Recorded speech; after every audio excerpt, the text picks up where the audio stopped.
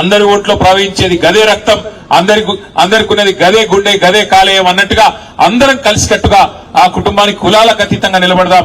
అది మర్రి జనార్దన్ రెడ్డి అయినా, లేకపోతే విశారదనైనా, మందకృష్ణ అయినా, బీఎస్పీ అయినా, కేటీ రామారావు అయినా, ఎవరైనా అందరం మనుషులమే. అందరం ఇవాళ ఒక తండ్రిగా చెప్తా ఉన్నా నేను. నిజంగా తల్లడిల్లిపోయింది వార్త చూసిన తర్వాత, గుండె తల్లడిల్లిపోయింది.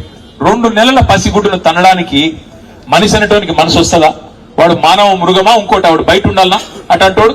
అందుకే నేను అంటున్నా, ఇక్కడ కులం లేదు, మతం లేదు, ఏది లేదు. ఆ తల్లికి ఆ కుటుంబానికి న్యాయం జరగాలి. జరిగేదాకా మనం వదిలిపెట్టొద్దని మీడియాను కూడా ప్రత్యేకంగా కోరుతూ, ముఖ్యంగా నాగర్ కర్నూలులో ఉండే చైతన్యవంతమైన ఈ ప్రాంతం, గోరే టెంకన్న లాంటి మహా ప్రజా కవులు పుట్టిన ఈ ప్రాంతం, అట్లాంటి ఈ ప్రాంతంలో ఈ దుర్ఘటన జరగడం అందుకే చాలా చాలా బాధాకరం.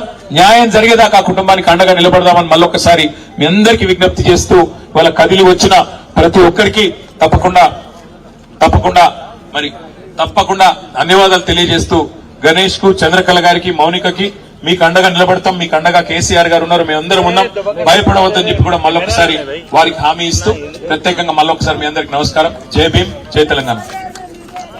వారికి తక్షణ సహాయం కింద పార్టీ తరఫున 1 లక్ష రూపాయలు సాయం చేయడానికి వచ్చినాము.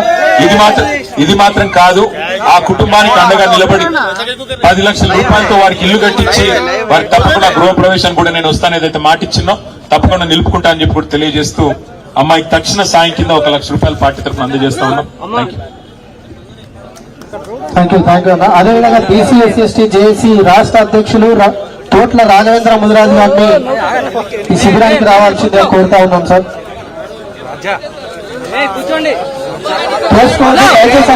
దూరం జరగాలి, కొంచెం దూరం ఉండాలి,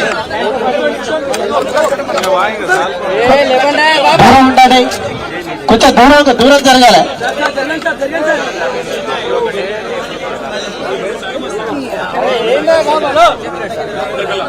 బైక్ తీసుకోవాలి సార్, ముందరికి రాకండి సార్, మీడియా మిత్రులు.